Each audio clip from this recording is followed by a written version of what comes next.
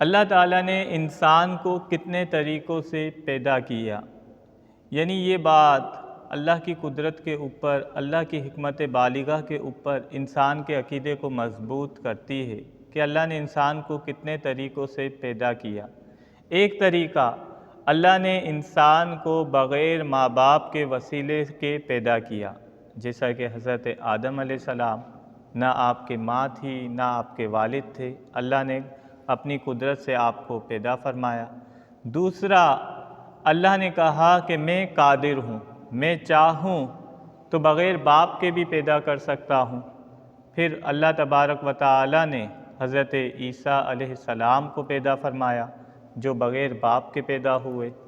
پھر اللہ نے کہا کہ میں قادر ہوں، میں چاہوں تو بغیر ماں کے بھی پیدا کر سکتا ہوں، تو اللہ نے حضرت حوا کو پیدا فرمایا، جیسا کہ آدم علیہ السلام کی پسلی سے ماں حوا رضی اللہ تعالی عنہا کو پیدا کیا گیا۔